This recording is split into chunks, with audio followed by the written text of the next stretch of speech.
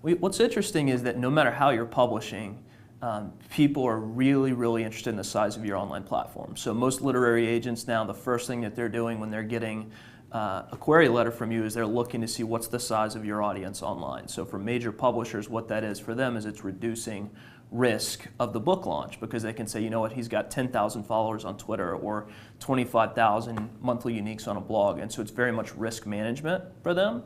It's also a prediction for them of how many people initially are going to start pushing the book out there. So in my opinion, I mean, it's absolutely vital for a self-published author. If you don't have that as a self-published author, it's almost impossible to push that book out of the gate. But the same is true for traditionally published authors. So more and more, because of shrinking media coverage for books, more and more traditional publishers are having to rely on an author's own momentum building via social media online. And so I think it's important across the board for authors. So for us, the big difference over the last couple of years is really thinking through, if you're publishing with a major house, how can we leverage your online exposure to make the most out of traditional publicity? So the odds are you're going to have more traditional publicity out of the gate if you're going with a major publisher, just based on their media connections and based on just still some of the the media's perspective on certain books that are coming out. And so the big thing with social media is, if you're getting a lot of great media, how can you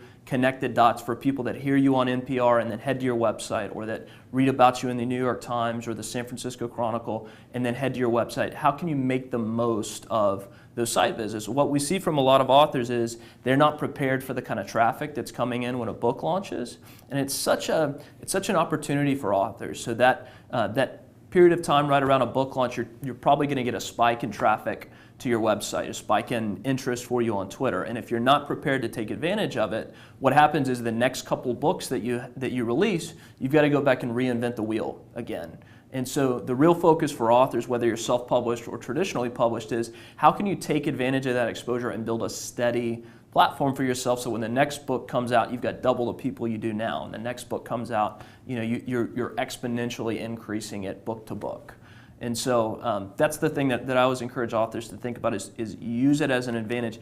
Everything you do, whether you're speaking to an audience, whether you're trading emails with an old friend, think about little ways that you can drive people back to your online platform. I think everybody in their email signature should have "follow me on Twitter," or connect with me on Facebook, or whatever it might be. Wherever your online infrastructure is, you want to drive people back to it in any way you can.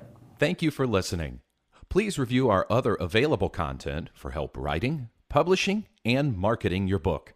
If you have any questions about the Author Learning Center, please contact us by email at authorsupport@authorlearningcenter.com.